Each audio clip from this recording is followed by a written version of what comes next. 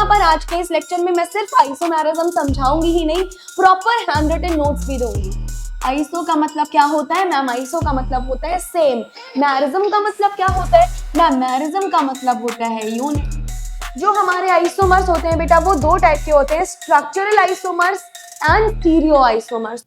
Hello everyone, welcome back to pharmacy India plus. I hope you all are doing well. जैसा कि आप सारे बच्चों को पता है कि हमारा बी फार्मा का सेमेस्टर 2 हमने स्टार्ट कर दिया है और सेकेंड सेमेस्टर में फार्मास्यूटिकल ऑर्गेनिक केमिस्ट्री मैं यानी कि प्रियंका गोस्वामी मैम कंटिन्यू कर रही हैं आपके साथ में। तो हमने क्या क्या कवर अप कर लिया है मैम? सबसे पहले तो आपने हमें सिलेबस डिकोडिंग करवाया था, जिसमें आपने बताया था कि पूरे सेमेस्टर में हमें क्या क्या कवर अप करना है, कौन कौन सी यूनिट्स हमें पढ़नी है, जिसमें से इंपॉर्टेंट क्या रहने वाली है, कौन सी फाउंडेशन यूनिट्स होती है, ये सारी चीजें मैं आपको बता चुकी हूँ। इसके अलावा हम पहली बार पीओसी यानी फार्मास्यूटिकल ऑर्गेनिक केमिस्ट्री में क्या क्या पढ़ते हैं, पीओसी होता क्या है, ये सारी की सारी चीजें मैं आपको अपने इंट्रोडक्टरी लेक्चर में दे चुकी हूँ एंड आई होप आपको वो सारी चीजें याद होंगी, अच्छे से पता होंगी। उसके बाद में आपने यूनिट 1 स्टार्ट करवा दी थी एंड जो आपने यूनिट 1 स्टार्ट करवाई थी that was classification, nomenclature and isomerism of organic compounds, जिसमें से हमने क्या क्या कवर अप कर लिया था मैम? आपने क्लासिफिकेशन प्रॉपर्ली कवर अप करवा दिया था।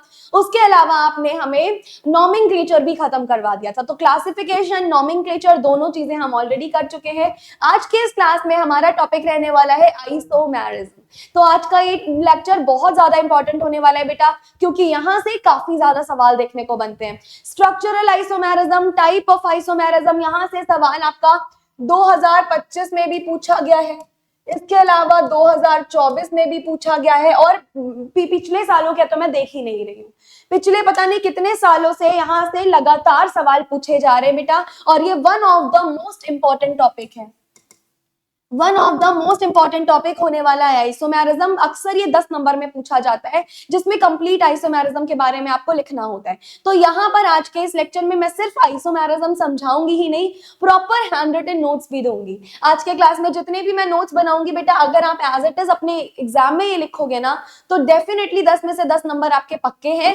बस ये नोट्स प्रॉपरली पढ़ के जाना, इसमें से हाँ आप कुछ अपनी तरफ से एड ऑन भी कर सकते हो, लेकिन घटाना मत, ऐड कर लेना, घटाने की जरूरत नहीं है, क्योंकि जो 10 नंबर का क्वेश्चन अगर आएगा तो हमें अच्छे से प्रॉपर प्रेजेंट करना पड़ेगा। और एक और चीज, यहां से शॉर्ट क्वेश्चन भी बन सकता है। मान लो कोई डेफिनेशन पूछ ली कि स्ट्रक्चरल आइसोमेरिज्म क्या होता है, स्टीरियो आइसोमेरिज्म क्या होता है, अभी आप लोग आगे सब कुछ पढ़ेंगे है ना, तो फिर मैं आगे आपको बताऊंगी कि कैसे कैसे शॉर्ट नोट्स पूछे जा सकते हैं, क्या क्या शॉर्ट क्वेश्चन इसके बन सकते हैं, और अगर लॉन्ग में आएगा तो हमें क्या करना है, ये सारा कुछ मैं बताऊंगी। उसके लिए आपको इस वीडियो को एंड तक देखना पड़ेगा। जैसे हमारा आंसर फिनिश होगा मैं आपको बताऊंगी क्वेश्चन क्या पूछा जा सकता है। चलिए, हैंड रिटन नोट्स भी आपको यहाँ पे मिलेंगे, आंसर भी यहाँ पर मिलेगा। लेकिन अभी तक वीडियो लाइक शेयर सब्सक्राइब नहीं किया है तो देर किस बात की, जल्दी से लाइक शेयर एंड सब्सक्राइब करिए एंड स्टार्ट करते हैं हमारे टर्म आइसोमेरिज्म के साथ। तो सबसे पहले बेटा मैंने आपको बताया था कि कोई भी टॉपिक करो उसके नाम पे जरूर ध्यान दो, क्योंकि उसका नाम जो होता है ना आधी से ज्यादा चीजें हमारी क्लियर कर देता है। अच्छा, आइसो का मतलब क्या होता है?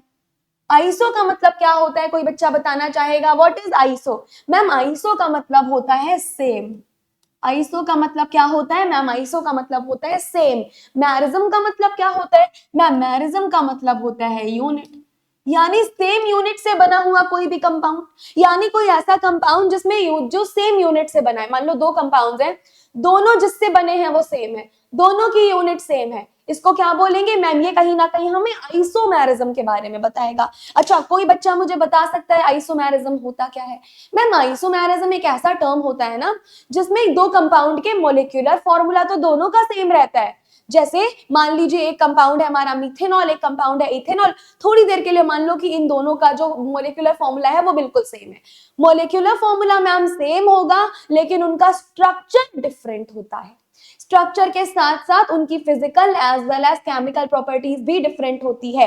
काफी बच्चे सिर्फ इतना बोलते हैं कि मैम मॉलिक्यूलर फॉर्मूला सेम होता है, स्ट्रक्चर डिफरेंट होता है, डेफिनेशन खत्म हो जाती है। लेकिन बेटा ये डेफिनेशन अगर आप अपने एग्जाम में लिखोगे तो ये इनकम्प्लीट डेफिनेशन मानी जाती है। कंप्लीट डेफिनेशन तब होती है जब आप ये बोलो कि किसी कंपाउंड का मॉलिक्यूलर फॉर्मूला तो मैम सेम है, लेकिन उसका स्ट्रक्चर डिफरेंट है, साथ साथ उसकी फिजिकल एंड केमिकल प्रॉपर्टीज में भी डिफरेंस आ रहा है, उनको हम क्या बोलते हैं मैम? उनको हम बोलते हैं आइसोमर्स। और इस फिनोमिना को क्या बोलते हैं? इस फिनोमिना को बोलते हैं मैम आइसोमेरिज्म। क्या बोलते हैं इस फिनोमिना को मैम? इस फिनोमिना को बोलते हैं आइसोमेरिज्म। यानी हम क्या लिखेंगे? हम लिखेंगे द फिनोमिनन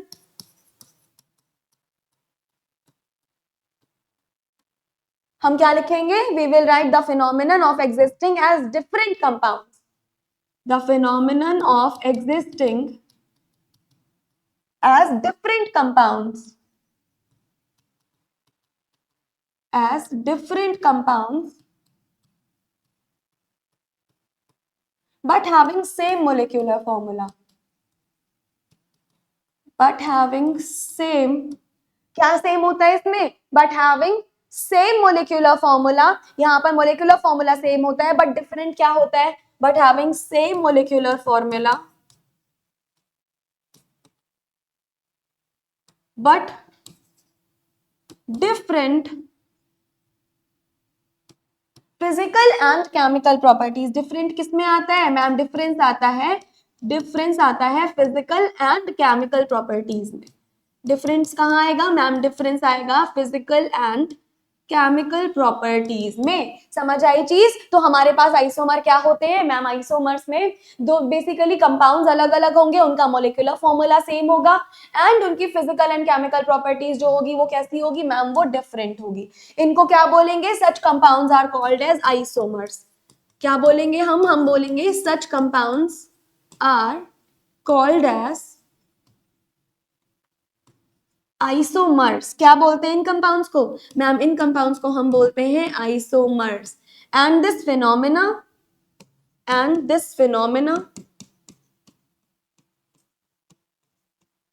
इस आइसोमेरिज्म। और इस फिनोमिना को क्या बोला जाता है मैम? इस फिनोमिना को बोला जाता है आइसोमेरिज्म। अब ये चीज आप लोग कभी नहीं भूलेंगे, है ना? मान लो दो कंपाउंड्स हैं, दोनों के स्ट्रक्चर सेम है, मोलिकुलर फॉर्मूला सेम है, स्ट्रक्चर डिफरेंट है, साथ साथ फिजिकल एंड केमिकल प्रॉपर्टीज भी डिफरेंट है। इसको क्या बोलेंगे मैम? उन दोनों को आइसोमर्स बोलेंगे। और इस फिनोमिना को क्या बोलते हैं मैम? इस फिनोमिना को हम आइसोमेरिज्म बोलते हैं। क्या ये बात समझ आई मैम? इसका एग्जाम्पल बता देंगी आप तो हमें और अच्छे से समझ आएगा। ठीक है भाई, इसका एग्जाम्पल समझते हैं। मैंने यहाँ पर एज एन एग्जाम्पल क्या लिया? मैंने मान लो C4H10 ले लिया एज एन एग्जाम्पल।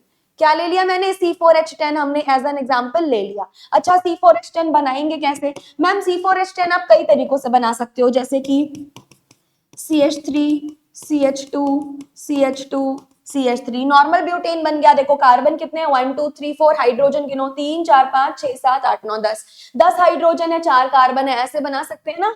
तो ये हमारे पास क्या आ गया मैम? ये तो हमारे पास N ब्यूटेन आ गया, है ना? एक तरफ से हमने स्ट्रक्चर को कैसे बना दिया मैम? एक बार ही आपने अपने स्ट्रक्चर को कुछ इस तरीके से बना दिया। अब एक और तरीका होता है इसी को बनाने का।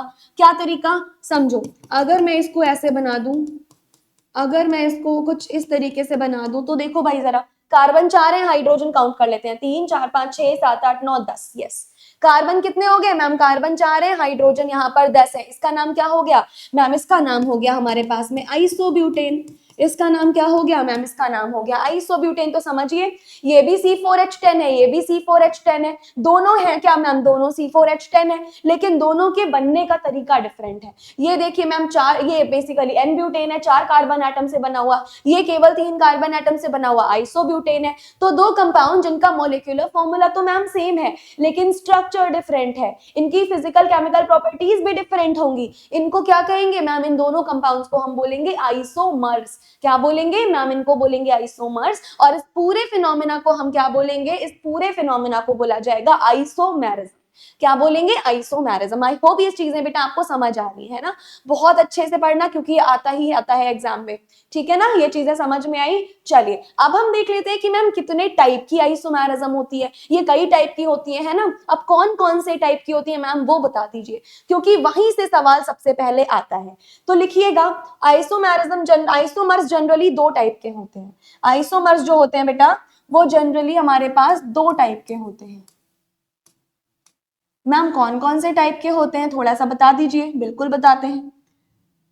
जो हमारे आइसोमर्स होते हैं बेटा, वो दो टाइप के होते हैं, structural isomers and stereo isomers. तो पहला क्या हो जाएगा? मैम पहला तो आपने हमारे में बता दिया स्ट्रक्चरल आइसोमर्स, स्ट्रक्चरल आइसोमर्स, और स्ट्रक्चरल आइसोमर्स के बाद क्या आ जाएगा मैम, स्ट्रक्चरल आइसोमर्स के बाद आ जाएगा स्टीरियो आइसोमर्स। ठीक है, अब एक और बात ध्यान से समझ लेना, स्ट्रक्चरल आइसोमर से सबसे ज्यादा सवाल पूछा जाता है।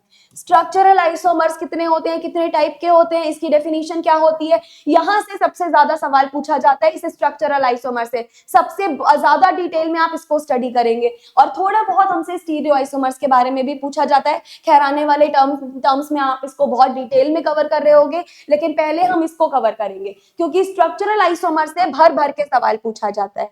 ठीक, अच्छा स्ट्रक्चरल आइसोमर्स होता क्या है मैम, थोड़ा सा ना इसका हमें डेफिनेशन भी बता दीजिए कि स्ट्रक्चरल आइसोमर्स होते क्या है। समझिए, स्ट्रक्चरल आइसोमर्स का मतलब होता है बेटा मोलिक्यूलर फॉर्मूला आपका कैसा रहने वाला है मैम, सेम रहने वाला है। यहाँ पर मोलिक्यूलर फॉर्मूला तो आपका सेम रहने वाला है, बट एटम्स की अरेंजमेंट डिफरेंट होने वाली है, यानी एटम्स किसी और तरीके से अरेंज हो सकते हैं। तो स्ट्रक्चरल आइसोमर्स मतलब क्या ma'am, their molecular formula is same, these are the isomers, या पूरा डेफिनेशन लिखने से बेटर है मैं इतना लिख देती हूँ, molecular formula, molecular formula is same, molecular formula is same, but arrangement of atoms,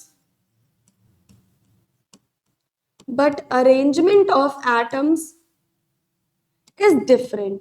atom की अरेंजमेंट कैसी हो जाएगी मैम, जो एटम की अरेंजमेंट होगी वो यहाँ डिफरेंट हो जाने वाली है। इसको क्या कहते हैं, इसको मैम स्ट्रक्चरल आइसोमेरिज्म कहते हैं। अच्छा बेटा, अगर आपके एग्जाम में स्ट्रक्चरल आइसोमेरिज्म आएगा तो पहले लंबी सी उसकी डेफिनेशन लिखना। ये मैंने आपको कीवर्ड्स बता दिए कि मोलिकुलर फॉर्मूला सेम रहता है, अरेंजमेंट ऑफ एटम डिफरेंट, इसकी प्रॉपर 2-3 लाइन की डेफिनेशन लिखोगे। अब यहाँ पे लिमिटेड टाइम में मैं प्रॉपर डेफिनेशन लिखूंगी बेटा तो बहुत लंबी वीडियो हो जाएगी, इसीलिए मैं प्रॉपर आपको कीवर्ड्स बता दे रही हूँ। हालांकि जितना इंपॉर्टेंट होगा वो सब मैं लिख के जाऊंगी, लेकिन अगर मैं आपसे बोल रही हूँ कि इसकी आपको लंबी डेफिनेशन खुद से लिखनी है तो बेटा लिख लीजिएगा, है ना। इसका लंबी डेफिनेशन पहले खुद से लिखना, अगर एग्जाम में आएगा तो फिर लिखना कि हमें कितने टाइप के स्ट्रक्चरल आइसोमर्स मिलते हैं, कौन कौन से टाइप के स्ट्रक्चरल आइसोमर्स होते हैं। तो लिखो स्ट्रक्चरल आइसोमर्स बेटा आपके डिफरेंट टाइप के होते हैं। मैम कौन कौन से टाइप के होते हैं, सबसे पहले तो आता है आपका चेन आइसोमर्स। सबसे पहले कौन आता है मैम, सबसे पहले आते हैं चेन आइसोमर्स।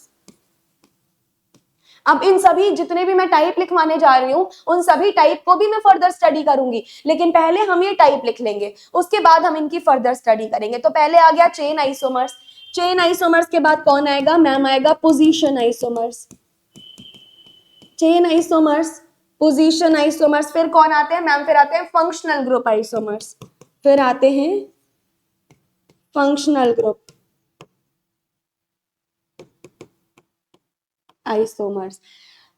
स्ट्रक्चरल में 3 टाइप हो गया, चेन हो गया, पोजीशन हो गया, फंक्शनल ग्रुप आइसोमर्स हो गया। फिर आते हैं हमारे पास में मेटामर्स, मेटामर्स के बाद आएंगे टाउटोमर्स, और बेटा एक हमारे पास और होता है रिंग चेन आइसोमर, एक और होता है रिंग चेन आइसोमर। अगर अब आपका स्ट्रक्चरल आइसोमर से सवाल आ जाए लॉन्ग में तो ये सब कुछ पहले मेंशन करना है, ये क्लासिफिकेशन दिखाना है, और इसके बाद इंडिविजुअली हर एक टर्म हम डिस्कशन करेंगे। ठीक है, सब कुछ प्रॉपरली वहां पर मेंशन करना होगा हमें। चलो, तो ये हमारे पास टाइप्स हो गए स्ट्रक्चरल आइसोमेरिज्म के, यानी स्ट्रक्चरल आइसोमर्स के, कि ये सारे स्ट्रक्चरल आइसोमर्स होते हैं। अब बच्चा हमारे पास स्टीरियो आइसोमर्स। तो भाई स्टीरियो आइसोमर्स क्या होता है, देखो बच्चा, यहाँ मोलिक्यूलर फॉर्मूला, जब भी हम स्टीरियो आइसोमर्स की बात करेंगे तो यहाँ आपका मोलिक्यूलर फॉर्मूला भी सेम होने वाला है, साथ ही साथ में स्ट्रक्चर भी सेम होने वाला है, but arrangement of atom in 3 dimension या 3D अरेंजमेंट ऑफ एटम यहाँ अलग होने वाली है। यहाँ बेसिकली हम 3 डायमेंशन अरेंजमेंट की बात कर रहे होते हैं, और वो जो 3 डायमेंशन अरेंजमेंट होती है वो स्टीरियो आइसोमेरिज्म में थोड़ी सी अलग होगी। यानी हमारे पास मोलिकुलर फॉर्मूला भी मैम सेम होगा, स्ट्रक्चर भी सेम होगा, बट 3D स्ट्रक्चर या आप बोलो अरेंजमेंट ऑफ एटम डिफरेंट हो जाएगी। तो इसकी डेफिनेशन क्या हुई, डेफिनेशन हुई molecular formula is same, comma structure is same, but 3D arrangement 3D structure या 3 डायमेंशन स्ट्रक्चर और अरेंजमेंट ऑफ एटम्स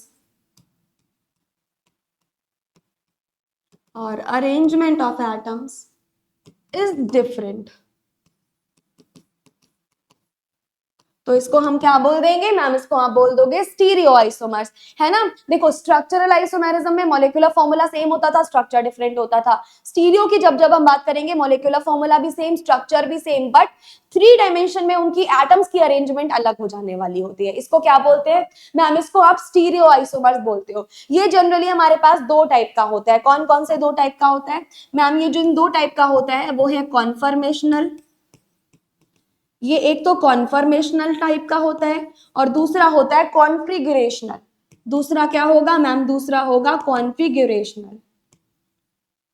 तो जो स्टीरियो आइसोमेरिज्म होते हैं बेटा, स्टीरियो आइसोमेरिज्म आपके पास 2 टाइप के प्रेजेंट होते हैं, एक कन्फर्मेशनल, दूसरा कॉन्फिगरेशनल। एक होता है कन्फर्मेशनल, दूसरा क्या होगा मैम, दूसरा हो जाएगा कॉन्फिगरेशनल। अब बताइए क्या कन्फर्मेशनल एंड कॉन्फिगरेशनल के बारे में आपको पता है? क्या कन्फर्मेशनल एंड कॉन्फिगरेशन के बारे में आपको पता है? क्या कॉन्फिगरेशन कितने टाइप के होते हैं, कन्फर्मेशनल कितने टाइप के होते हैं? क्या ये चीजें आपको पता है? मैम पता है, बिल्कुल पता है। जो हमारा कन्फिगरेशनल होता है वो भी मैम फर्दर 2 टाइप में डिवाइड होगा, एंड जो कन्फर्मेशनल होगा वो भी मैम फर्दर 2 टाइप में डिवाइड होगा। अच्छा बताइए जरा, कन्फर्मेशनल कौन से 2 टाइप का होता है मैम? कन्फर्मेशनल एक तो आप स्टैगर्ड बताइएगा, एक इक्लिप्स्ड बताइएगा। यानी कन्फर्मेशन में एक हम पढ़ेंगे स्टैगर्ड, और स्टैगर्ड के अलावा हम क्या पढ़ने वाले हैं मैम, स्टैगर्ड के अलावा आप इक्लिप्स्ड पढ़ने वाले हो। बेटा स्टीरियो केमिस्ट्री नाम से एक चैप्टर आता है, उससे ये पूरा सिस्टम हमने लिया है। लास्ट में हम देखेंगे स्टैगर्ड क्या होता है, लास्ट में हम देखेंगे इक्लिप्स्ड क्या होता है। कॉन्फिगरेशनल का क्या सीन है मैम, कॉन्फिगरेशनल कितने टाइप का होता है? आपने बताया कॉन्फिगरेशनल भी 2 टाइप का होता है। कौन कौन से टाइप का बेटा? ये होता है ज्योमेट्रिकल, ये होता है ज्योमेट्रिकल मैम, एंड ये होता है ऑप्टिकल। समझ में आ गई?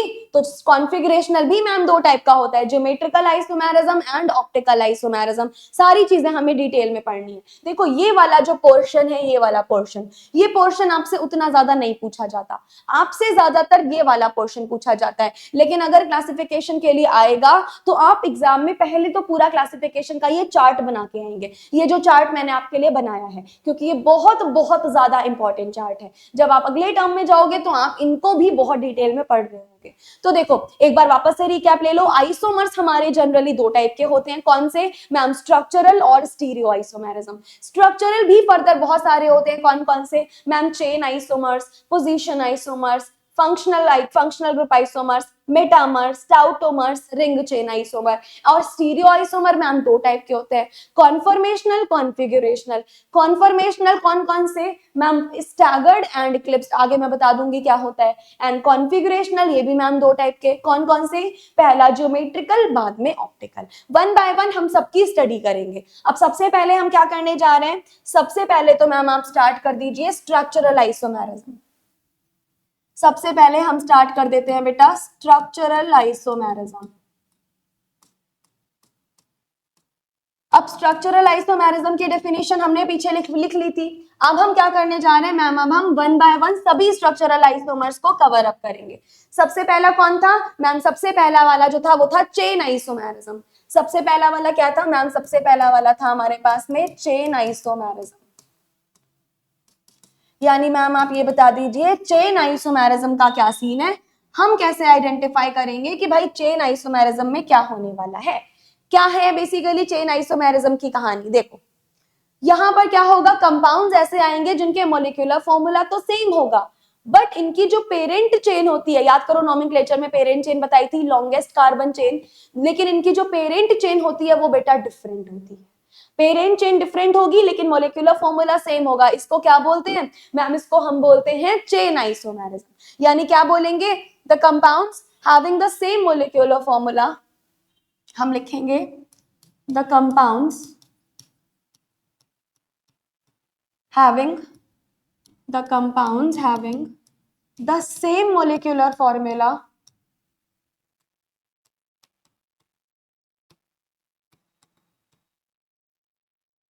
एक ऐसा कंपाउंड है जिसमें क्या है मैम, एक ऐसा कंपाउंड है जिसमें मोलिक्यूलर फॉर्मूला तो सेम है बट पेरेंट चेन में नंबर ऑफ एटम डिफरेंट है, but the number of atoms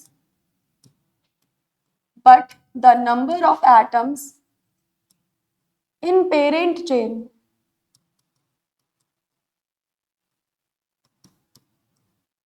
are different। कैसे हैं मैम, यहाँ पर डिफरेंट है।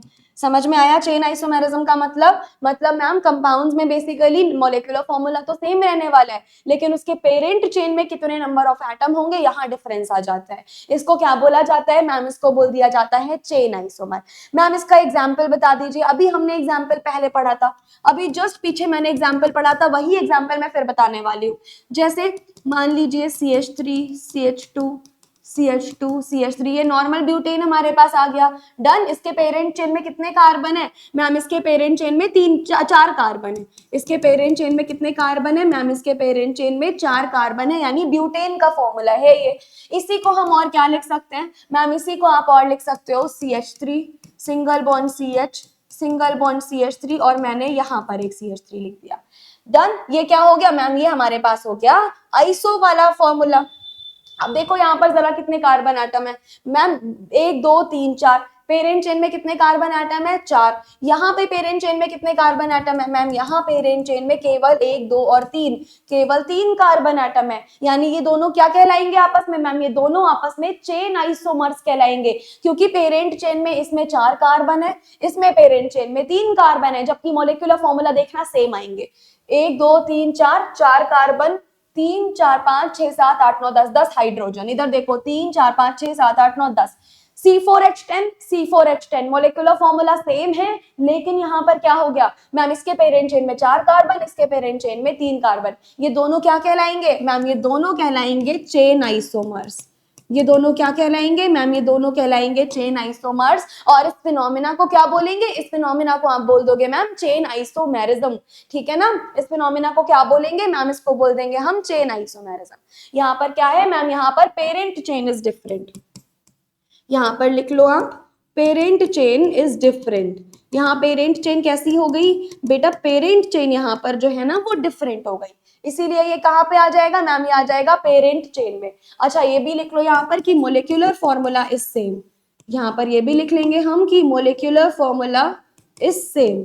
मोलिक्यूलर फॉर्मूला सेम है लेकिन मैम पेरेंट चेन यहाँ डिफरेंट हो गई, तो ये किस में आ गया मैम, ये आ गया हमारा चेन आइसोमर्स में। Got it. चेन आइसोमर्स खत्म हो गए, चेन आइसोमेरिज्म खत्म हो गई, तो उसके नेक्स्ट क्या थी मैम, चेन के बाद आपने बताया था पोजीशन आइसोमेरिज्म।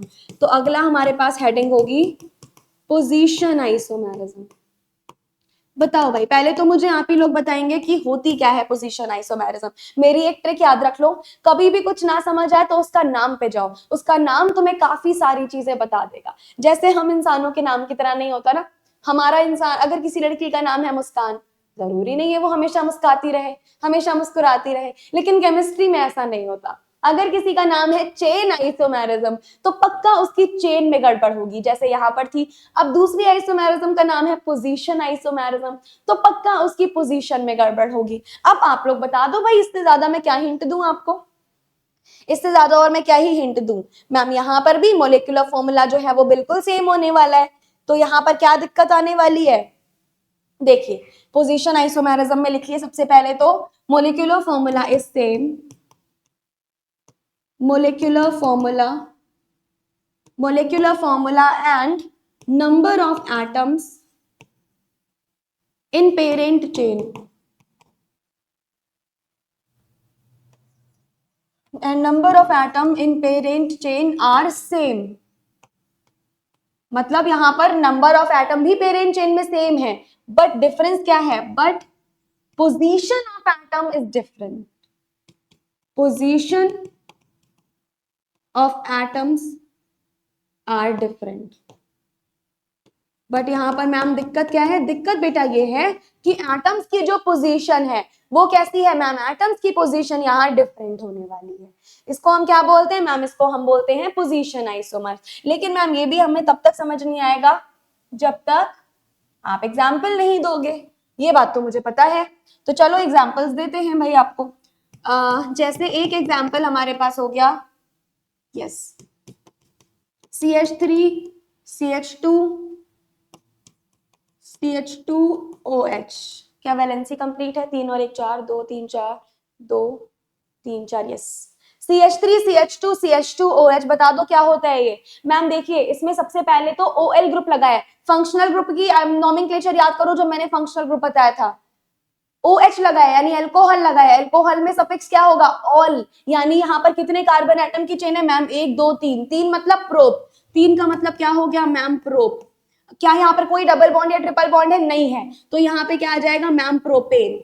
ठीक, कौन से पोजीशन पे यहाँ पे लगा है मैम? जिस पे भी फंक्शनल ग्रुप होता है उसको नंबर देते हैं 1, नंबर 2, नंबर 3, यानी प्रोपेन 1 ऑल। क्या इसका नेमिंग हो जाएगी मैम? इसकी नेमिंग हो जाएगी प्रोपेन 1 ऑल, या 1 प्रोपेनॉल भी हम इसको बोल सकते हैं। अच्छा, ये तो प्रोपेन 1 ऑल हो गया। इसका अगर दूसरा स्ट्रक्चर मैं बनाना चाहूं तो क्या हो जाएगा? तो आई थिंक हो जाएगा ये CH3 CH CH3OH। बता दो क्या ये हो जाएगा या कुछ गड़बड़ है इसमें? मैम काउंट कर लेते हैं मोलिकुलर फॉर्मूला। कार्बन तो 3 है, कार्बन यहाँ भी 3 है, हाइड्रोजन देखिए 3 4 5 6 7 8, 3 4 5 6 7 8, ऑक्सीजन 1 है, ऑक्सीजन 1 है, इसका क्या नाम हो गया मैम? ये हो जाएगा हमारे पास, चाहे इधर से नंबरिंग करो चाहे इधर से नंबरिंग करो, ये आ रहा है 2 पे, तो ये क्या हो जाएगा मैम? ये हो जाएगा प्रोपेन 2 ऑल। क्या हो जाएगा ये मैम? ये हो जाएगा प्रोपेन 2 ऑल।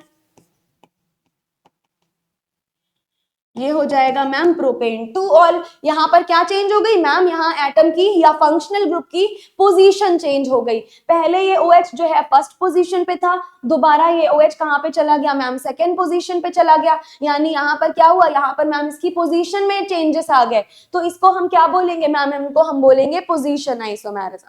क्या बोलेंगे मैम? इनको हम बोलेंगे पोजीशन आइसोमेरिज्म। समझ में आई ना बात? Molecular formula same, number of atom in parent chain भी सेम, दिक्कत कहाँ आ रही है मैम? पोजीशन में दिक्कत आ रही है। इसको क्या बोल दिया मैम? ये हो गया पोजीशन आइसोमर्स।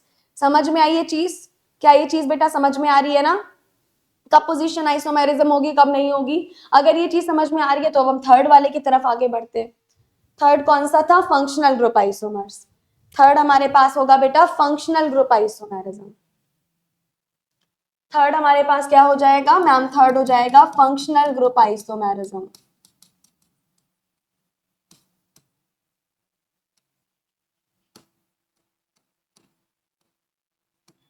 फंक्शनल ग्रुप में मैम क्या डिफरेंसेस होते हैं? आप प्लीज हमें बता दीजिए। ये फंक्शनल ग्रुप में डिफरेंस होने का क्या मतलब है? देखो बेटा, फंक्शनल ग्रुप में डिफरेंस होने का सीधा सीधा सिर्फ यही मतलब है कि आपका मोलिकुलर फॉर्मूला सेम रहने वाला है, बट फंक्शनल ग्रुप्स यहाँ पर डिफरेंट होने वाले हैं।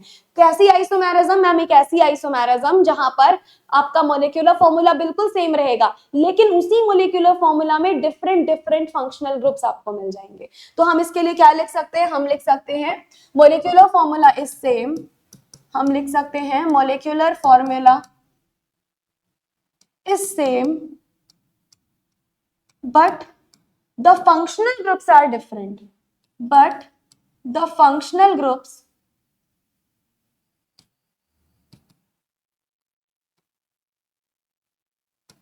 are different.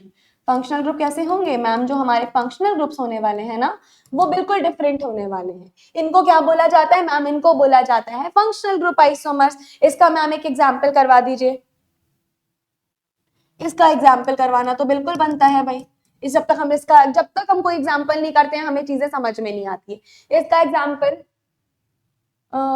Let us suppose एक तरफ हमने ले लिया CH3 CH2OH, है ना, और दूसरी तरफ हमने क्या ले लिया? हमने ले लिया CH3O CH3। जरा चेक करना, कार्बन 2 है, कार्बन 2 है, ऑक्सीजन 1 है, ऑक्सीजन 1 है, हाइड्रोजन देखो 3 4 5 6, 3 4 5 6, सेम आया ना? अब जरा मुझे बताओ यहाँ पर फंक्शनल ग्रुप कौन सा लगा है मैम? यहाँ जो फंक्शनल ग्रुप है वो हमारे पास लगा है एल्कोहल। ठीक है जी। यहाँ पर कौन सा फंक्शनल ग्रुप लगा है मैम? यहाँ फंक्शनल ग्रुप लगा है आपके पास में ईथर। देखो हमारा मोलिकुलर फॉर्मूला सेम है, यहाँ पर मैं लिख भी देती हूँ मोलिकुलर फॉर्मूला इज सेम। यहाँ पर मोलिकुलर फॉर्मूला कैसा है मैम? मोलिकुलर फॉर्मूला यहाँ पर बिल्कुल सेम है, लेकिन चेंजेस कहाँ पर है मैम? फंक्शनल ग्रुप में चेंजेस आ रहे हैं। यहाँ अपन हमारा अल्कोहल ग्रुप लगा हुआ है, यहाँ हमारा ईथर ग्रुप लगा हुआ है। फंक्शनल ग्रुप बिल्कुल सेम होगा, लेकिन क्योंकि सॉरी मोलिकुलर फॉर्मूला बिल्कुल सेम होगा, लेकिन फंक्शनल ग्रुप में डिफरेंस आ रहा होगा, तो इसको क्या बोलेंगे मैम? इसको बोल देंगे functional group isomerism. This will be what ma'am? This will be functional group isomerism. क्या इतनी चीजें क्लियर हैं?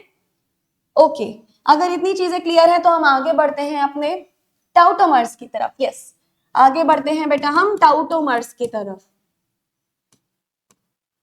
हाँ जी, टाउटोमर्स अब क्या नाम की चीज होती है? टाउटोमर्स क्या होता है मैम, ये बता दीजिए जरा। देखो बेटा, टाउटोमर्स में भी आपका मोलिकुलर फॉर्मूला सेम रहने वाला है, लेकिन इंटर कन्वर्टेबल स्ट्रक्चर्स यहाँ अवेलेबल होंगे। यानी ऐसे स्ट्रक्चर होंगे जो कीटो से इनॉल फॉर्म में कन्वर्ट हो जाए। जनरली अगर मैं बोलूं तो यहाँ पर बेटा आपकी कीटो सबसे फेमस क्या होती है मैम? कीटो इनोल टाउटोमेरिज्म यहाँ पर क्या पाई जाती है मैम? यहाँ सबसे फेमस होती है हमारे पास में कीटो इनोल टाउटोमेरिज्म। यानी जो कीटो फॉर्म होता है वो किस में कन्वर्ट हो जाता है? इनोल में। सिमिलरली इनोल भी कीटो में कन्वर्ट हो जाएगा। तो मोलिकुलर फॉर्मूला सेम होते हैं, लेकिन इनके जो स्ट्रक्चर्स होते हैं वो कैसे होते हैं मैम? इंटर कन्वर्टेबल स्ट्रक्चर्स होते हैं। कैसे स्ट्रक्चर्स होंगे मैम? ये जितने भी स्ट्रक्चर्स होते हैं वो इंटर कन्वर्टेबल स्ट्रक्चर होते हैं। सेम मोलिकुलर फॉर्मूला बट 2 और मोर इंटर कन्वर्टेबल स्ट्रक्चर। यानी इसका डेफिनेशन क्या हो जाएगा? Molecular formula is same, molecular formula is same but two or more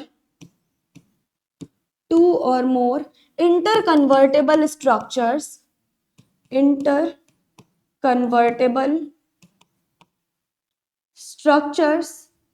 are present। कैसे स्ट्रक्चर होते हैं मैम? 2 या 2 से ज्यादा इंटर कन्वर्टेबल, जो आपस में कन्वर्ट हो सकते हैं, वो वाले कंपाउंड्स या स्ट्रक्चर्स प्रेजेंट होते हैं। लेकिन मोलिकुलर फॉर्मूला यहाँ पर मैम हमारा बिल्कुल सेम रहने वाला है, यहाँ कोई दिक्कत नहीं आने वाली है।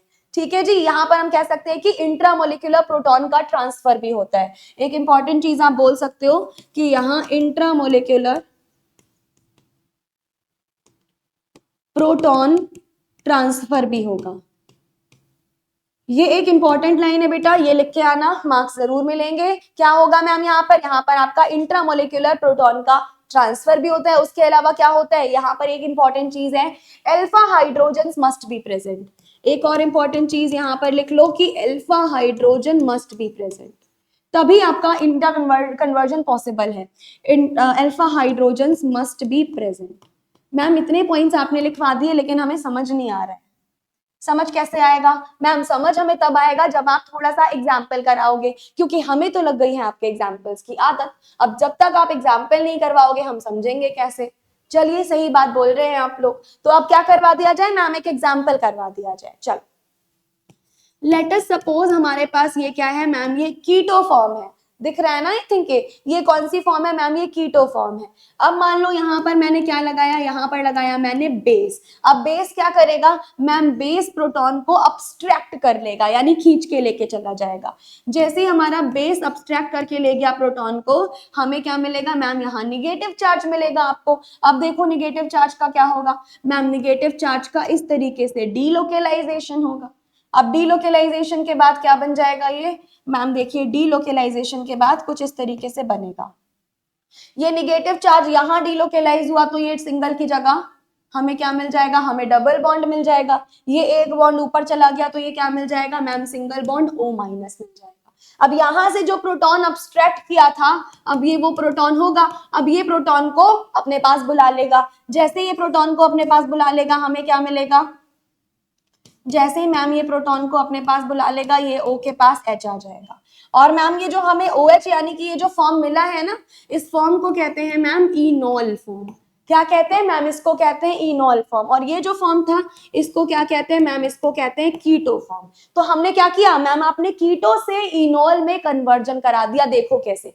Alpha hydrogen must be present. अगर आपका ये वाला हाइड्रोजन ही नहीं होगा तो कोई बेस आएगा ही नहीं, और बेस नहीं आएगा तो ये निगेटिव चार्ज ही नहीं बनेगा। इसीलिए ये अल्फा हाइड्रोजन जरूर होना चाहिए। अल्फा हाइड्रोजन के प्रेजेंस में कोई बेस आया, बेस ने हाइड्रोजन को अपने पास बुला लिया, यहाँ निगेटिव चार्ज आ गया। निगेटिव चार्ज यहाँ डीलोकेलाइज करा, फिर हमारे पास किसका फॉर्मेशन हो गया, इनोल का फॉर्मेशन हो गया। तो इसको कहते हैं बेटा कीटो इनोल टाउटोमेरिज्म। क्या बोलते हैं मैम, इसको बोलते हैं कीटो इनोल टाउटोमेरिज्म। आई होप ये चीजें आपको क्लियर है। उसके बाद फिफ्थ नंबर पे हमारे पास आ जाएगा मेटामर्स। फिफ्थ नंबर पे कौन आता है मैम, फिफ्थ नंबर पे आ जाएंगे हमारे पास में मेटामर्स। चलिए, मेटामर्स में बच्चों को बहुत कंफ्यूजन रहती है, बहुत सारे बच्चे मेटामर्स में कंफ्यूज होते हैं, भूल जाते हैं कि भाई मेटामर्स क्या होता है। तो ध्यान से समझना, प्रॉपरली हम लोग मेटामर्स समझने वाले हैं कि वो होता क्या है। समझना, मेटामर्स क्या होता है ma'am, metamers are the compound basically those isomers जिनके मोलिकुलर फॉर्मूला तो सेम है लेकिन कार्बन का डिस्ट्रीब्यूशन अनइक्वल रहता है, यानी कार्बन का डिस्ट्रीब्यूशन सेम नहीं होता। इनको क्या बोला जाता है, इनको मैम हम बोलेंगे मेटामर्स। तो यहां पर क्या लिखेंगे, हम लिखेंगे it contains those isomers, it contains those isomers which have same molecular formula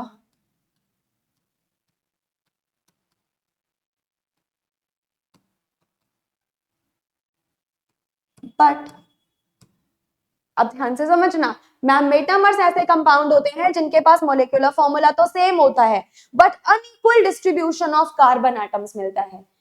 तो हम क्या लिखेंगे, बट अनइक्वल डिस्ट्रीब्यूशन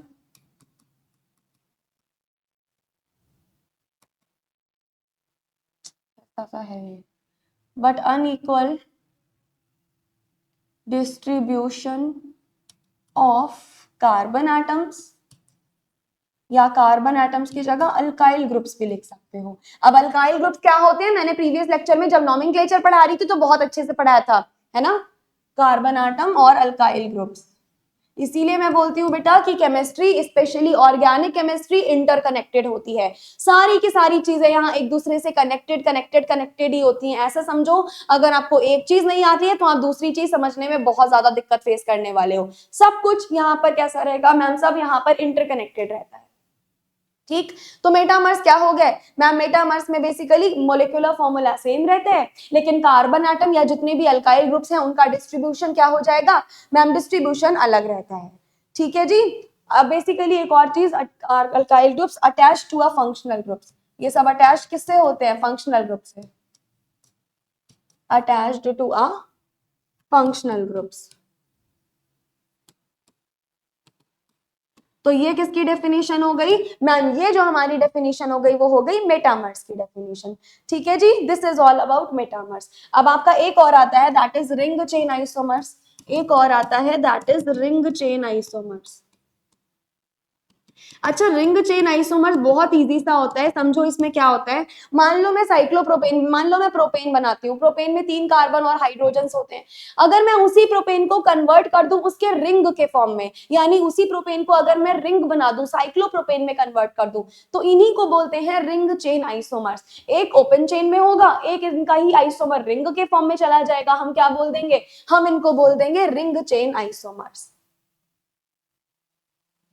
और ये इनका बेसिकली ये ज्यादा नहीं पूछे जाते लेकिन आपको पता होना चाहिए, मोलिकुलर फॉर्मूला सेम होता है बट स्ट्रक्चर यहाँ डिफरेंट होने वाला होता है। तो यहाँ पर लिखना आपको ये होगा कि मोलिकुलर फॉर्मूला इज सेम। देखो बेटा, मोलिकुलर फॉर्मूला हमेशा सेम रहेंगे, कोई सी भी आइसोमेरिज्म तुम पढ़ लो, आइसोमेरिज्म का मतलब ही यही है कि मोलिकुलर फॉर्मूला सेम। तो ये तो लाइन रट लो कि मोलिकुलर फॉर्मूला यहाँ पर क्या रहेंगे, मोलिकुलर फॉर्मूला सेम रहेंगे। ध्यान ये रखना होता है कि अलग क्या आएगा, बट स्ट्रक्चर्स आर डिफरेंट। यहां पर होता क्या है मैम, यहां स्ट्रक्चर्स डिफरेंट होते हैं। यहाँ प्रॉब्लम क्या आ जाती है, यहाँ पर मैम जो स्ट्रक्चर्स होने वाले हैं वो हमारे पास में डिफरेंट आकर के मिल जाते हैं। इसको क्या बोलेंगे, इसको बोलेंगे हम रिंग चेन आइसोमर्स। डन। तो ये तो हमने कुछ कुछ आइसोमर्स की बात कर ली, किस किस आइसोमर की बात कर ली है, यहाँ पर स्ट्रक्चरल आइसोमर्स की हमने बहुत अच्छे तरीके से बात कर ली है। जहाँ पे स्ट्रक्चरल आइसोमर्स के हमने टाइप्स देख लिए, जो कि chain, position, functional, metamers, tautomers, ring chain, इन सारे फॉर्म्स में हमें मिल रहे थे। उसके बाद अभी बचता क्या है, अब बचता है मैम आपका स्टीरियो आइसोमर्स। स्टीरियो आइसोमर्स क्या होते हैं, इस पोर्शन को हम देख चुके हैं और यही सबसे ज्यादा इंपॉर्टेंट पोर्शन था आपका। लेफ्ट हमारे पास है स्टीरियो आइसोमर्स।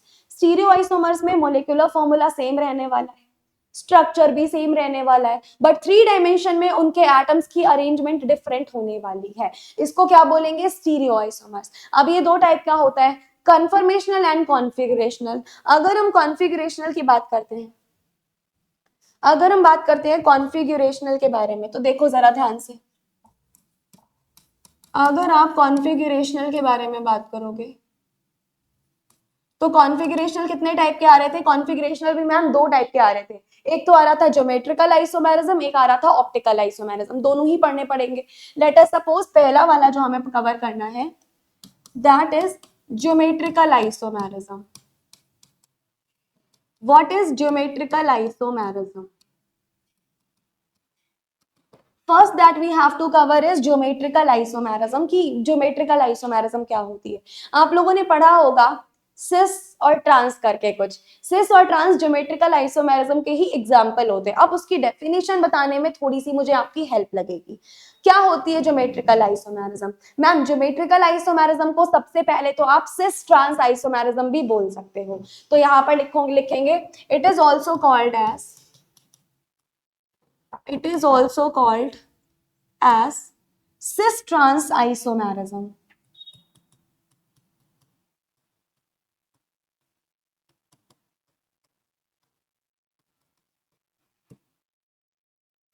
ज्योमेट्रिकल आइसोमेरिज्म को क्या बोलते हैं, ज्योमेट्रिकल आइसोमेरिज्म को हम सिस ट्रांस आइसोमेरिज्म भी बोल देते हैं। और क्या होता है ma'am, it contains those isomers जिसके पास में मॉलिक्यूल बेसिकली किससे कनेक्टेड होंगे, डबल बॉन्ड से कनेक्टेड होंगे। और बेसिकली मॉलिक्यूल डबल बॉन्ड से कनेक्टेड होने के बाद उनकी स्पेशियल अरेंजमेंट डिफरेंट होने वाली है। तो हम इसकी डेफिनेशन में क्या लिखने वाले हैं ma'am, it contains those isomers which have same molecular formula but different spatial arrangement. तो लिखेंगे it contains those isomers, it contains those isomers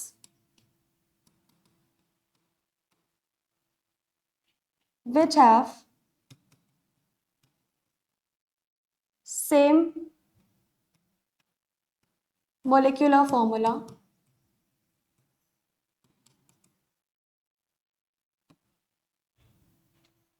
but molecular formula यहाँ पर कैसा रहने वाला है, मोलिकुलर फॉर्मूला मैम यहाँ पर हमारे पास सेम रहने वाला है but special arrangement of atom different होने वाली है। तो लिखेंगे but different in special arrangement of atoms.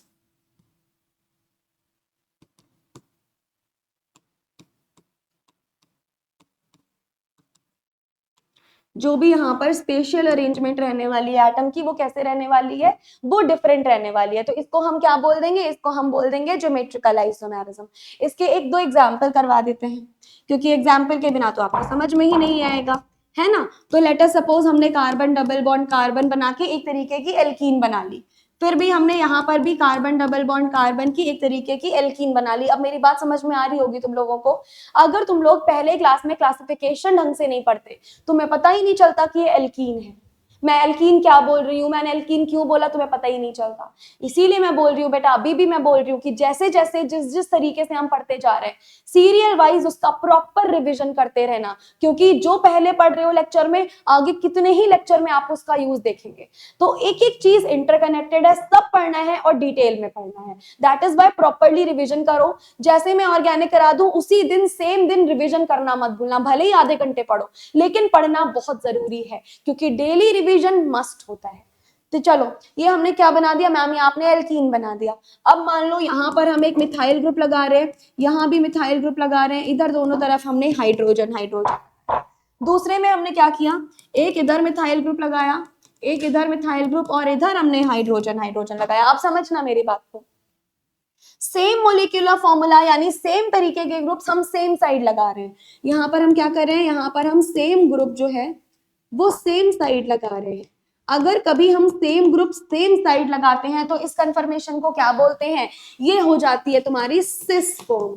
कौन सी फॉर्म हो जाएगी, ये हो जाएगी सिस फॉर्म। और देखो इधर क्या किया जा रहा है, यहाँ पर सेम ग्रुप्स अपोजिट साइड्स लग रहे हैं तो यहाँ पर क्या किया जा रहा है, यहाँ पर जो आपके सेम ग्रुप्स हैं वो कैसे लग रहे हैं, सेम ग्रुप यहाँ पर आपके अपोजिट साइड लग रहे हैं, सेम ग्रुप यहाँ पर अपोजिट साइड लग रहे हैं। अगर कभी भी सेम ग्रुप अपोजिट साइड लग रहे होंगे तो क्या हो जाएगा, अगर कभी भी आप में आपके जो सेम ग्रुप्स हैं, अगर कभी भी आपके जो सेम ग्रुप्स हैं वो अपोजिट साइड लग रहे होंगे तो इस फॉर्म को हम बोलते हैं ट्रांसफॉर्म। इस फॉर्म को क्या बोल देंगे, इस फॉर्म को बोल देंगे ट्रांसफॉर्म। यही होता है सिस एंड ट्रांस। समझना कि अगर हमारे सेम ग्रुप सेम साइड थे तो ये सिस फॉर्म था, अगर हमारे सेम ग्रुप जो है वो अपोजिट साइड होंगे तो ये क्या हो जाएगा मैम, ये हो जाएगा transform. This is all about geometrical isomerism. अगर शॉर्ट नोट्स आता भी है ज्योमेट्रिकल का तो इतना लिख देना, this is more than enough, एक दो एग्जाम्पल बस और डाल देना। तो ये ज्योमेट्रिकल आइसोमेरिज्म हो गया। अब कॉन्फिगरेशनल ऑप्टिकल वाला भी था, एक था ज्योमेट्रिकल आइसोमेरिज्म, दूसरा था ऑप्टिकल आइसोमेरिज्म। तो अगला हमारे पास क्या हो जाएगा, नंबर 2 डाल के लिखिए optical isomerism.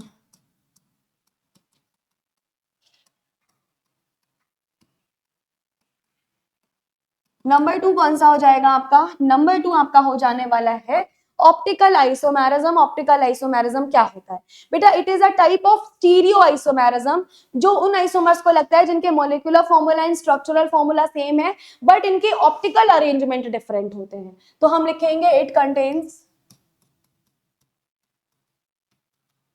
those type of what ma'am, it contains those type of stereoisomerism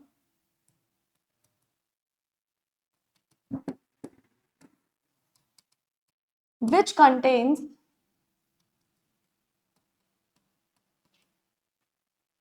the molecule of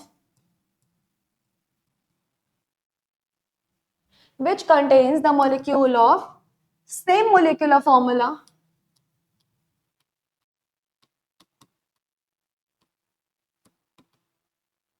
कोई सी भी आइसोमेरिज्म हो, मोलिकुलर फॉर्मूला कैसा रहने वाला है, सेम, चाहे वो ज्योमेट्रिकल हो चाहे वो ऑप्टिकल हो। मोलिकुलर फॉर्मूला तो सेम है, स्ट्रक्चरल फॉर्मूला भी सेम है, same molecular formula and structural formula. यहां पर बेटा स्ट्रक्चरल फॉर्मूला भी सेम है एंड आपका मोलिकुलर फॉर्मूला भी सेम है, बट डिफरेंस कहां पे होता है, अब ये सबसे इंपॉर्टेंट चीज है, डिफरेंस कहां पे होता है, याद रखना, differ in their behavior towards plane polarized light, but differ in their behavior towards plane polarized light। अब ये प्लेन पोलराइज्ड लाइट क्या होती है, इसमें समझने में दिक्कत हो रही होगी आपको, कोई बात नहीं, आपकी दिक्कत दूर करते हैं हम। Differ in plane polarized light क्या होता है ये मैम, ये प्लेन पोलराइज्ड लाइट में एकदम डिफरेंट होती है। कैसे, लेट अस सपोज यहां से हमारा कोई सोर्स ऑफ रेडिएशन है,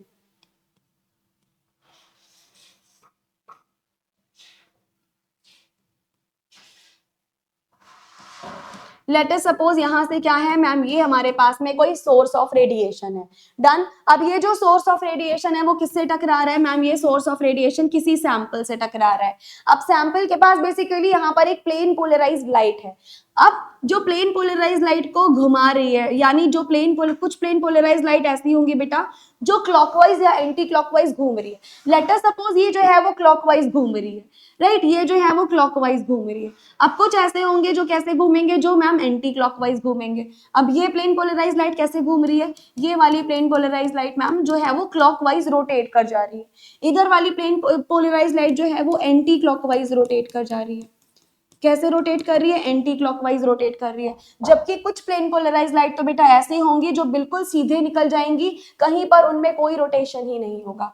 कुछ तो ऐसे होंगी जो बिल्कुल सीधे निकल जाएंगी जिनमें कोई भी कहीं पर भी रोटेशन नहीं आ रहा होगा। तो बात समझना, अगर कोई ऐसा सैंपल है जो प्लेन पोलराइज्ड लाइट को क्लॉकवाइज घुमा दे रहा है तो इसको क्या बोलेंगे। अगर आपकी प्लेन पोलराइज्ड लाइट घूम रही है, कैसे भी रोटेट हो रही है, पहले तो ये लिख लो, if plane polarized light the compounds, पहले लिखो the compounds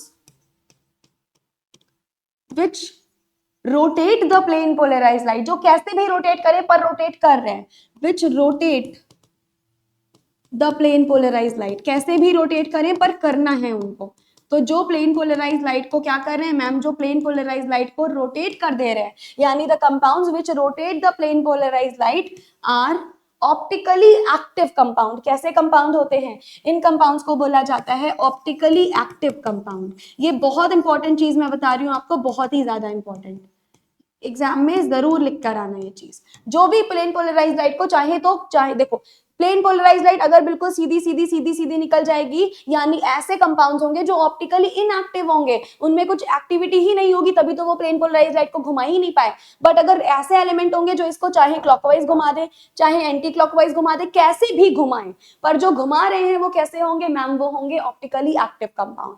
वही ऑन द अनदर हैंड अगर मैं बोलूं कि the compounds, on the another hand I can also say the compounds which do not, which does not rotate the plane polarized light are कैसे होते हैं मैम, वो होते हैं optically inactive compound. They are optically inactive compound. कैसे compound होंगे, ये हो जाने वाले हैं मैम ऑप्टिकली इनएक्टिव कंपाउंड। क्या इतनी चीज समझ में आई? अब एक और बहुत इंपॉर्टेंट चीज, अगर तो तुम्हारा कंपाउंड जो है वो क्लॉकवाइज डायरेक्शन में घूम रहा है, तो ऐसे कंपाउंड्स को हम बोलते हैं डेक्स्ट्रोरोटेटरी। क्या बोलेंगे, डेक्स्ट्रोरोटेटरी। और अगर आपका कंपाउंड एंटी क्लॉकवाइज डायरेक्शन में घूम रहा है तो इनको हम बोलते हैं लीवोरोटेटरी।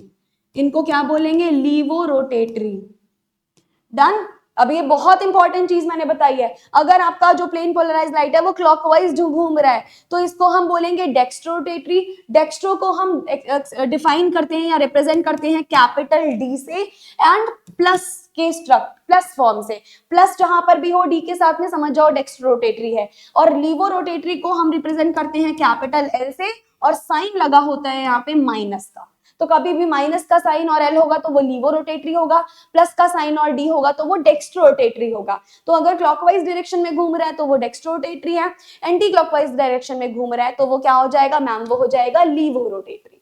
क्या इतनी चीजें क्लियर है? I hope these things are clear to everyone. अब छोटी छोटी कई बार डेफिनेशन पूछ ली जाती है आपसे, शॉर्ट नोट्स में इनको पूछा जाता है कई बार, जैसे कि मैं भी पूछ लिया जाएगा कि इनेंशियोमर्स क्या होते हैं।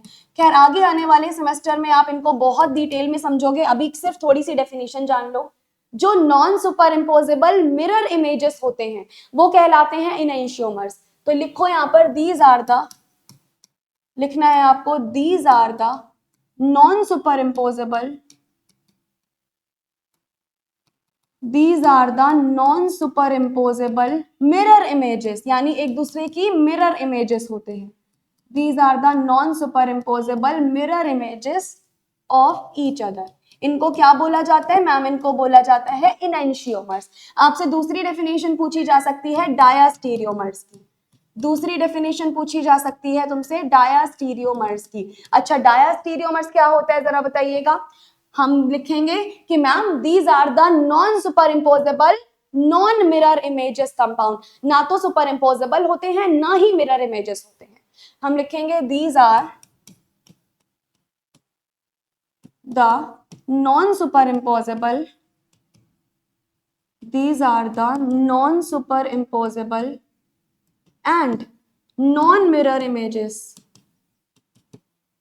non superimposable and non mirror images of each other. ना सुपर इम्पोजेबल होंगे ना एक दूसरे के मिरर इमेज होंगे, उनको क्या बोलेंगे मैम, उनको हम बोल देंगे डायास्टीरियोमर्स। और इनेंशियोमर्स क्या होगा मैम, ये नॉन सुपर इम्पोजेबल तो होंगे लेकिन एक दूसरे के मिरर इमेजेस होंगे, इनको क्या बोल दिया जाएगा मैम, इनको बोल दिया जाएगा इनेंशियोमर्स। डन। तो हमने क्या क्या कवर कर लिया मैम, आपने हमें पूरा का पूरा स्ट्रक्चरल फिनिश करवा दिया, आपने स्टीरियो में भी, कॉन्फ़िगरेशनल में ज्योमेट्रिकल भी कवर करवा दिया, ऑप्टिकल भी कवर करवा दिया, स्टैगर्ड और इक्लिप्स्ड बचा है। समझो स्टैगर्ड क्या होता है और इक्लिप्स्ड क्या होता है। देखिए बच्चा, मैं आपको न्यूमैन फॉर्म का एग्जांपल बता देती हूँ। मान लो ये सीधा वाई है, ये आगे वाला कार्बन है जिस कार्बन में ऐसे ऐसे ऐसे करके एलिमेंट्स लगे हुए हैं, और पीछे वाले कार्बन पे बेटा अगर कुछ इस तरीके के एलिमेंट लगे हुए हैं, राइट, मतलब ये यहाँ पर एलिमेंट है, ये यहाँ पर, ये यहाँ पर, तो इस फॉर्म को बोलते हैं स्टैगर्ड फॉर्म, इस फॉर्म को बोलेंगे स्टैगर्ड फॉर्म। लेकिन अगर मैं दूसरा न्यूमैन प्रोजेक्शन आपको दिखाऊं, तो लेट अस सपोज आगे वाले कार्बन एटम पे इस तरीके से एटम है, लेकिन जो पीछे वाला कार्बन है वहां के एटम भी आपके कुछ इसी तरीके से हैं, वहां के एटम भी कुछ इसी तरीके के हैं, यानी एटम के जस्ट पीछे एटम क्या है मैम, एटम के जस्ट पीछे एटम। इसकी वजह से क्या होता है मैम, कभी भी अगर एटम के जस्ट पीछे एटम होता है तो हिंड्रेंस बहुत ज्यादा बढ़ जाता है, कम स्टेबल होता है, क्योंकि देखो ना कितनी भीड़ हो गई यहाँ पे, इस भीड़ की वजह से स्टेबिलिटी कम हो जाती है, तो इक्लिप्स की स्टेबिलिटी कम होगी, जो कि लेकिन जो स्टैगर्ड होता है उसमें क्या होता है मैम, इसमें एटम के अरेंजमेंट अलग अलग है, फ्रंट एटम की अरेंजमेंट ऐसी है, बैक एटम की अरेंजमेंट ऐसी है, इसको क्या बोलेंगे मैम, इसको हम बोल देंगे स्टैगर्ड कॉन्फ़िगरेशन। अभी तो आप डिटेल में इसको आगे पढ़ेंगे, आगे आने वाले सेमेस्टर्स में बहुत डिटेल में होता है बेटा ये स्टैगर्ड, ये तो मैंने सिर्फ एक कॉन्फ़िगरेशन बता दी, आगे जब पढ़ोगे तो बहुत ज्यादा डिटेल में पढ़ोगे। अभी के लिए हमने क्या कवर किया, अभी के लिए हमारा जो चीज थी जो हमने कवर करी दैट इज आइसोमेरिज्म। अगर एग्जाम में आए, अगर लॉन्ग में पूछा जाए 10 नंबर में, तो मैंने यहाँ पर कितने पेजेस यूज करे ये सब कुछ मैंने आपको प्रॉपर नोट्स बनाकर दिया है, यहां तक आप लिख कर आओगे अगर 10 नंबर में पूछा जाता है तो, ठीक है, यहां तक लिख कर ही आना है आपको, पहले हम डेफिनेशन लिखेंगे उसके बाद आगे की सारी चीजें। और ये जो मैंने चार्ट बनाया है ये सबसे इंपॉर्टेंट होने वाला है, सबसे मेन रोल इसी का है, इस चार्ट के एक्स्ट्रा मार्क्स जरूर मिलते हैं बच्चे को, जरूर ये चार्ट बना के ही आना है। डन। अच्छा, अभी उसके बाद हम आ जाते हैं कि मैम हमसे डेफिनेशन किस किस तरीके से पूछी जा सकती है, तो समझ लो आपसे इन सभी में से कोई भी दो या कोई भी एक एज शॉर्ट नोट्स पूछा जा सकता है। 2 नंबर में पूछ लिया गया, बताओ चेन आइसोमेरिज्म क्या है, बताओ स्ट्रक्चरल आइसोमेरिज्म क्या है, बता दो फंक्शनल आइसोमेरिज्म क्या है, तो एक एक डेफिनेशन एक एक एग्जाम्पल के साथ बहुत अच्छे से प्रिपेयर कर लेना, इनसे शॉर्ट नोट्स पूछा जा सकता है। या फिर आपसे डेफिनेशन के रूप में पूछा जा सकता है कि बता दो ज्योमेट्रिकल आइसोमेरिज्म क्या होती है, एक एग्जाम्पल के साथ, ये पूरा लिख देना। पूछा जा सकता है कि बता दो ऑप्टिकल आइसोमेरिज्म क्या होती है, ये पूरा लिख देना। या फिर आपसे कभी कभी पूछ लिया जाता है कि इनैंशियोमर्स या डायस्टीरियोमर्स क्या होते हैं, तो ये लिख के आओगे। यहाँ पे इस टॉपिक का कंप्लीट खत्म हम लोगों ने कर दिया है, हमने लॉन्ग भी कवर कर दिए, शॉर्ट भी इसी में कवर हो गए, अगर आएंगे तो यहाँ से आएंगे। और ये बेटा बहुत ज्यादा इंपॉर्टेंट क्वेश्चन था, मोस्ट रिपीटेड क्वेश्चन में ये आता है, इसको बढ़िया से प्रिपेयर करना। आई होप समझ में तुम्हें बहुत अच्छे से आ गया होगा। स्टिल कोई डाउट रहता है तो please do let me know in the comment section. मिलते हैं अगले क्लास में अगले टॉपिक के साथ। और एक और इंपॉर्टेंट चीज, यहाँ आपकी यूनिट 1 जो थी वो कंप्लीटली फिनिश हो चुकी है, हमने क्लासिफिकेशन भी कर लिया, हमने नॉमेनक्लेचर भी कर लिया, हमने आइसोमेरिज्म भी कर ली, कोई भी चीज यहाँ बचती नहीं है, पूरी यूनिट 1 मैंने आपकी फिनिश करवा दी है, कुछ भी चीजें आपकी रिमेनिंग नहीं रहती, यूनिट 1 इज फिनिश्ड। तो अब आप लोग पूरी यूनिट 1 को बढ़िया से रिविजन कर लीजिए, जल्दी ही मिलेंगे इसके क्वेश्चन प्रैक्टिस एंड यूनिट 2 के साथ। That's it for today, thank you so much, see you soon in another class, till then stay tuned with us with Pharmacy India Plus. Thank you so much. Take care.